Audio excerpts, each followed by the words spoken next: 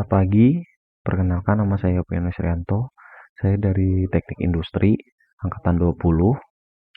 Pada kesempatan hari ini saya akan menjelaskan mengenai cara pengolahan data menggunakan Smart PLS, yang dimana saya mengangkat tentang pengaruh kualitas pelayanan, harga terhadap tampilan terhadap kepuasan, kenyamanan di aplikasi Grab. Kemudian pembahasan yang akan saya angkat yaitu tentang membuat model dari Smart PLS tersebut, yang dimana ada PLS algorithm dan bootstrapping serta blitzfolding. Kemudian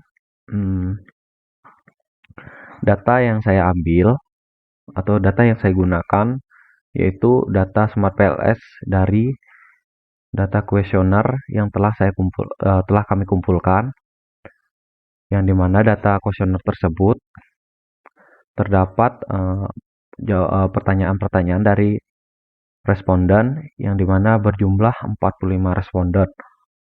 Nah, pada kali ini seperti yang kita lihat data-data dari responden tersebut. Nah, adapun H1 merupakan variabel dari setiap pertanyaan dari responden. Ada 5 variabel laten dari setiap pertanyaan dari responden. Kemudian juga seterusnya seperti itu. Nah, kemudian setelah datanya ini terkumpul, kita simpan data ini menggunakan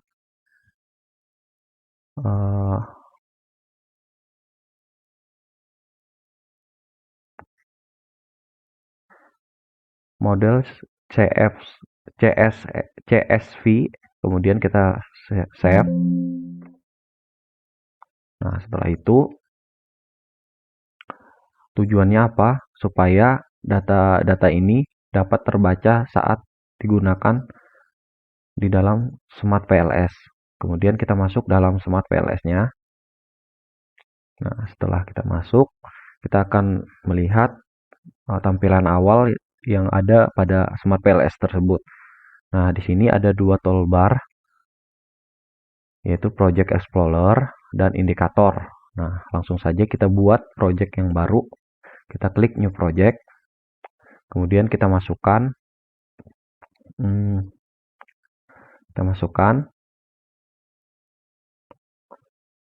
judul yang akan kita olah.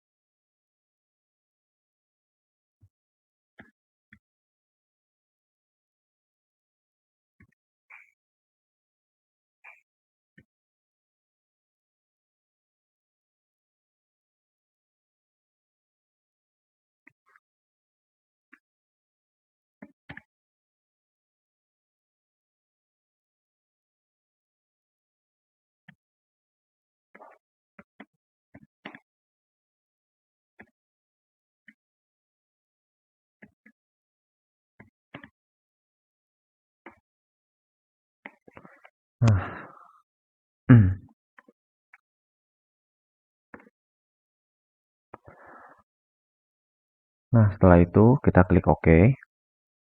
Kemudian akan muncul tulisan double click to import data. Kemudian kita klik 2 kali. Nah, setelah itu akan muncul data dari kuesioner yang telah kita save menggunakan format CSV tadi. Kemudian kita open. Nah, kita klik OK. Nah, di sini akan muncul datanya di layar SMPLS-nya. Kemudian langsung saja kita klik New Part Model. Kita beri nama web qual. Setelah itu kita klik OK. Nah, setelah kita klik OK, data-data yang di layar ini akan pindah ke indikator yang berada di sebelah kiri. Setelah itu, kita lanjut. Kita drag data-data responden tersebut sesuai dengan variabel latennya masing-masing.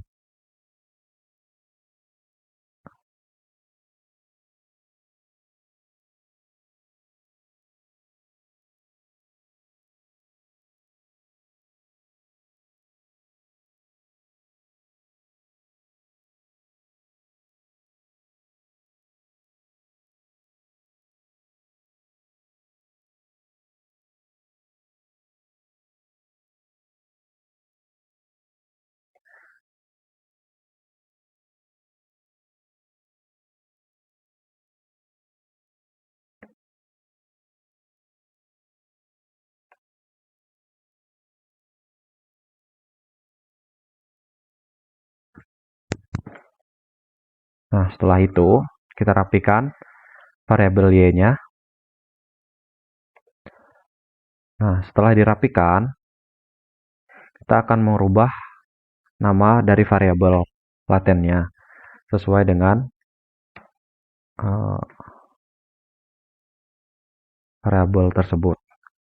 Seperti di sini, kita ubah menjadi harga. Kita klik OK. Demikian selanjutnya kita lakukan yang sama seperti variabel yang pertama.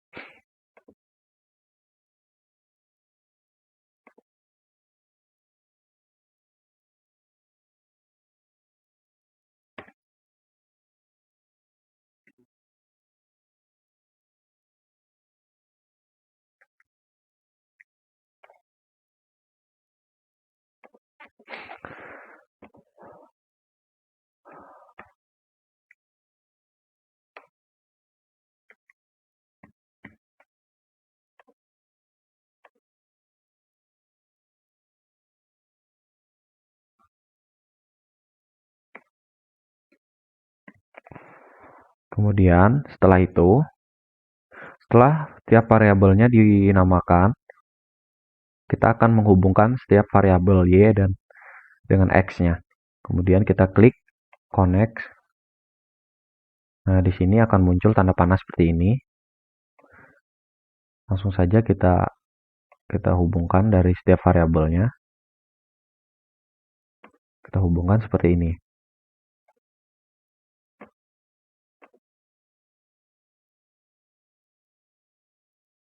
Nah, di sini setelah semua variabelnya terhubung, warna variabel y dan x-nya akan berubah. Itu membuktikan bahwa variabel y dan x-nya telah terhubung. Kemudian tahap selanjutnya kita akan melakukan pengujian pengukuran. Nah, di sini kita klik calculation. Nah, kita klik PLS algorithm. Nah, di sini akan muncul tampilan seperti ini. Kalau di basic dan maksimum yang lainnya ini tidak perlu kita ubah, langsung saja kita klik start calculation.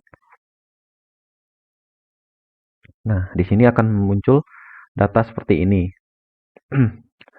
Dalam PLS algorithm ini terdapat 3 indikator yang dapat membuktikan bahwa data yang kita uji ini valid atau reliable. Nah, Yang pertama itu ada internal konsistensi. Nah, untuk menguji internal konsistensinya kita bisa klik ini. Nah, di sini untuk memutuskan apakah data ini valid atau tidak, kita dapat klik kita dapat melihat data dari Cornback, Alpha, dan Composite Reliability. Nah, yang dimana kriteria yang ditentukan data ini yaitu minimal 0,6 dan maksimalnya 0,95. Seperti yang kita ketahui, yang telah kita lihat bahwa data dari tabel ini merah dan tidak memenuhi syarat atau ketentuan yang telah ditentukan. Jadi dapat kita simpulkan bahwa data dari indikator yang pertama, internal konsistensi, tidak memenuhi syarat atau kriteria. Kemudian kita masuk ke tahap yang kedua. Tahap pengukuran yang kedua yaitu convergent validity. Nah, untuk melihat convergent validity-nya, kita dapat mengklik outer loading. Nah, di sini akan muncul tampilan seperti ini. Nah, di tabel kali ini kita dapat melihat data-data dari pengukuran ini. Nah, seperti yang kita lihat, data yang valid, data yang merah merupakan data yang tidak valid. Sedangkan data yang hijau merupakan data yang valid. Di sini hanya ada 3 data yang valid dan selebihnya tidak valid. Dan seharusnya data yang tidak valid harus kita hapus. Tapi di kasus kali ini kita tidak menghapus data-data yang tidak valid dikarenakan lebih banyak data yang tidak valid dibandingkan data yang valid. Jadi ketika kita menghapus data tersebut akan terjadi error. Nah, di sini dengan melihat tabel tersebut kita dapat menyimpulkan bahwa di poin yang kedua atau di indikator yang kedua ini convergent validity-nya tidak memenuhi syarat atau tidak valid atau tidak valid reliable. Kemudian masuk ke tahap yang ketiga. Tahap yang ketiga yaitu discriminal validity. Nah, untuk melihat discriminal validity-nya kita dapat klik discriminal dari validity-nya. Nah,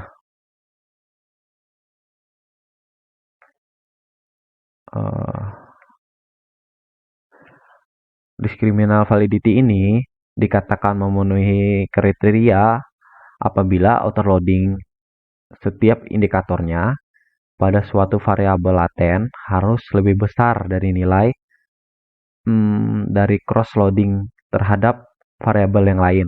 Jadi nilai atas ini harus lebih besar dari setiap nilai yang bawah.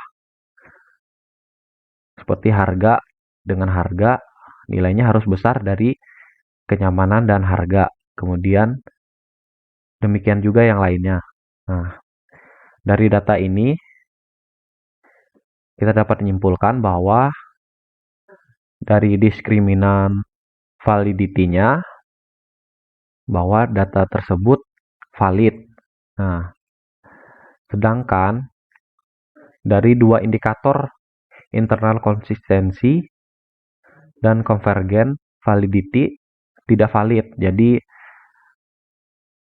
kesimpulan dari data PLS algorithm ini tidak valid karena dua indikator tersebut tidak memiliki data yang valid atau reliable. Nah, kemudian yang tahap pengukuran yang kedua yaitu kita balik lagi ke web QUAL. Nah, kita klik calculation, kemudian kita klik bootstrapping. Nah, seperti halnya yang dilakukan yang tadi, kita nggak perlu mengubah tampilan ini. Kita langsung aja start calculation.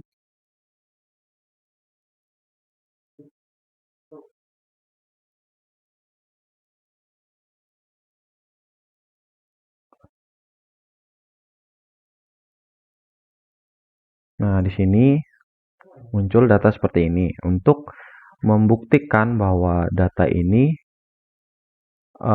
untuk mengambil keputusan bahwa data ini signifikan atau tidaknya, kita bisa melihat dari data p-value dan original sample. Nah, di sini data yang harus memenuhi syarat sebesar tidak boleh melebihi 0,5. Nah, sedangkan dari data yang kita lihat di sini, dari setiap variabel latennya melebihi dari ketentuan yang ada, yang dimana data di sini lebih besar dari 0,5 dari setiap variabel latennya. Jadi dari sini kita dapat menyimpulkan bahwa data ini tidak signifikan atau tidak valid. Oke, lanjut ke dalam pengukuran yang ketiga. Kita balik lagi ke web qual, kemudian kita masuk ke calculate, kita pilih build folding. Nah, kita klik OK. Nah, dalam pengukuran yang ketiga ini, kita ingin membuktikan apakah data kita relevan atau tidak. Nah, untuk membuktikan hal itu, kita bisa lihat dari Q kuadratnya. Nah, ketentuan dari Q kuadrat yaitu Q kuadrat harus berjumlah lebih besar dari 0. Sedangkan yang di sini, data yang kita dapat yaitu data dari Q kuadratnya kurang dari 0 atau minus 0,05 dan 0,111. Sehingga dapat disimpulkan bahwa satu, berdasarkan evaluasi model pengukuran yang digunakan tidak valid atau tidak reliable.